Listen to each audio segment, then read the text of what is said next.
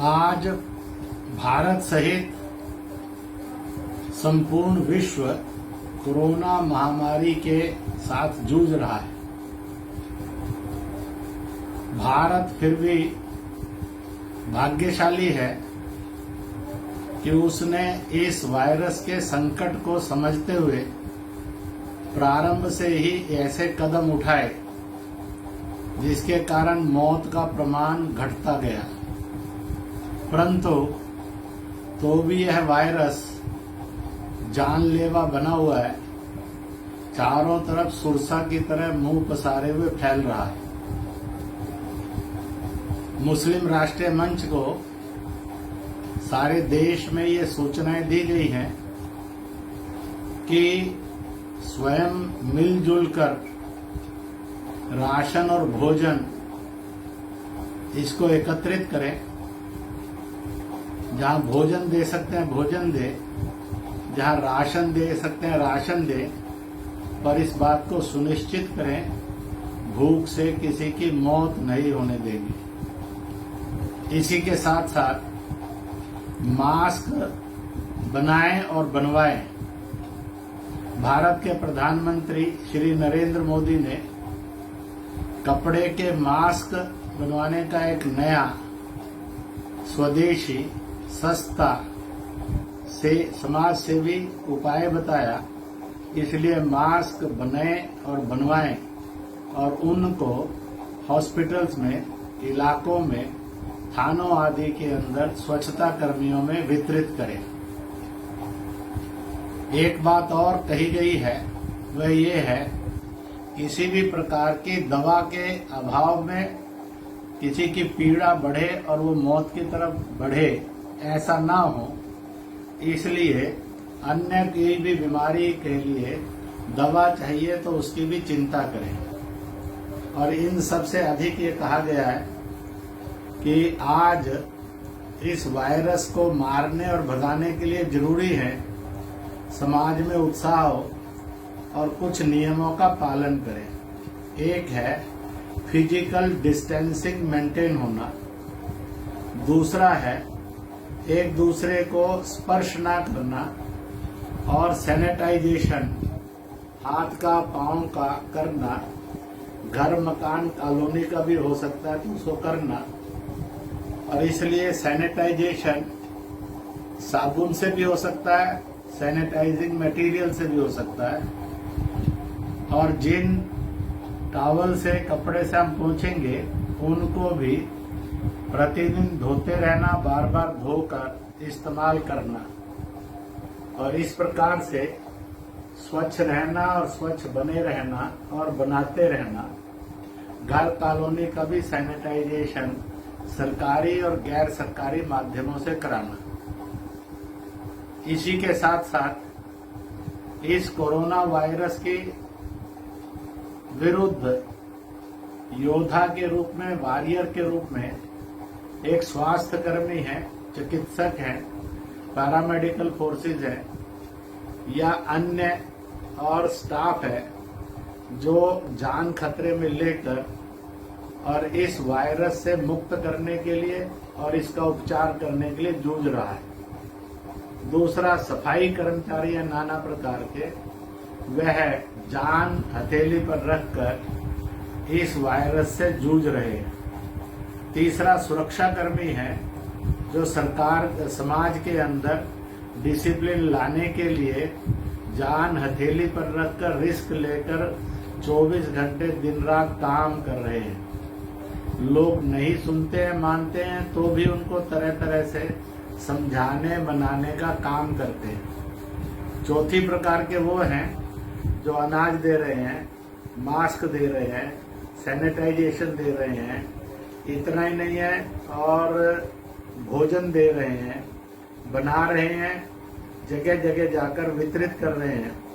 यह समाज सेवी योद्धा है कोरोना वायरस के विरुद्ध। इसलिए स्वास्थ्य कर्मी, स्वच्छता कर्मी, सुरक्षा कर्मी और समाज सेवी योद्धा कर्मी, समाज सेवी कर्मी, इन सब योद्धाओं का सम्मान करने के कार्यक्रम भी करने चाहिए।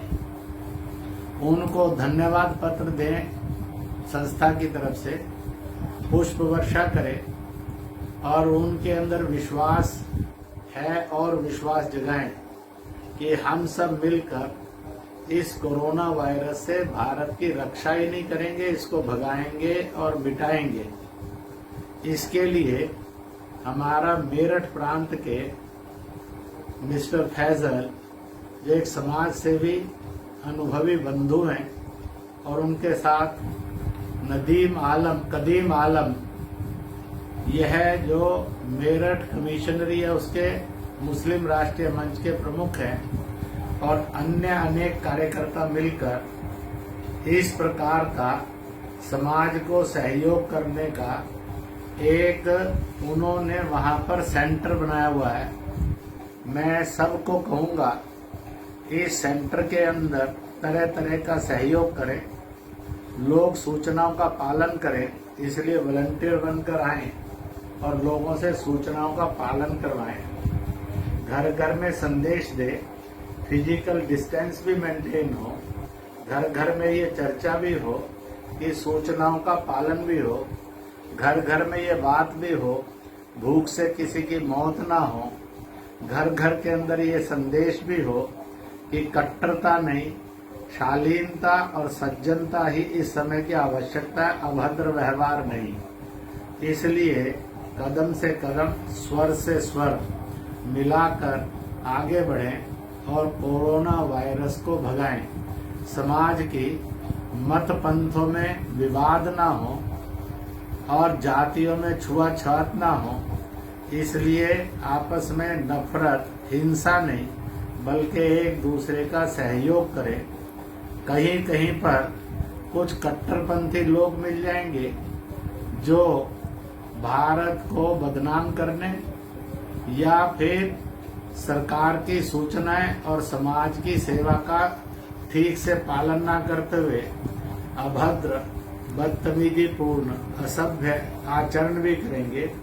उनको भी अच्छे ढंग से समझाते जाएं। जो भी त्योहार आए हैं, चाहे नवरात्रे आए, चाहे गुड फ्राइडे, ईस्टर आया, चाहे पूज्य बाबा साहब की जयंती आई, अभी 2 दिन बाद बुद्ध पूर्णिमा आ रही है, इसी प्रकार से हनुमान जयंती आई, जैन समाज की महावीर जयंती आई और शबे बारात आया, अभी रमजान है।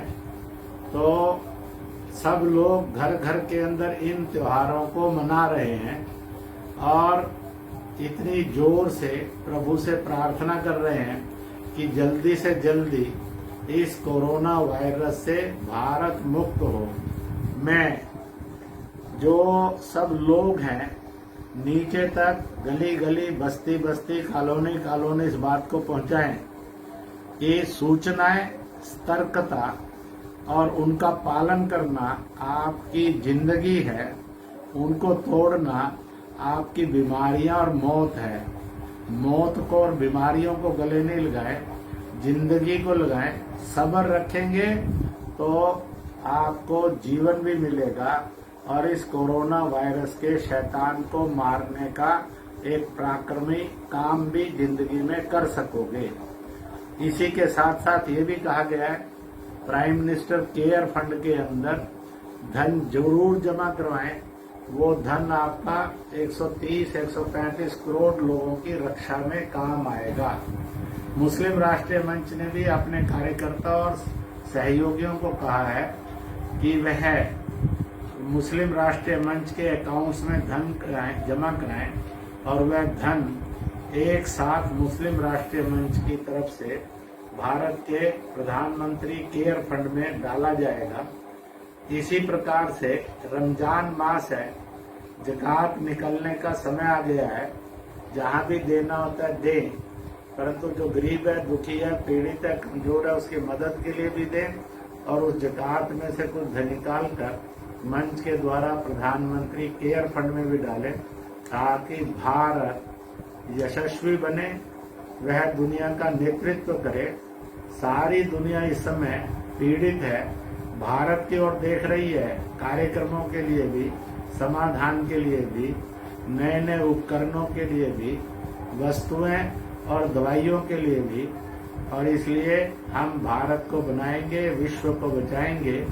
मेरठ में चलने वाले इस सेंटर को और तन मन धन से जितना अधिक सहयोग कर सकते हैं करें, ताकि भूख से मौत ना हो, दवा के अभाव में कोई तड़फे नहीं, किसी अन्य इनडिसिप्लिन करके और संकट खड़ा ना हो। इन्हीं शब्दों के साथ आयोजकों को बहुत बहुत बधाई। आप सबको भी शुभकामनाएं।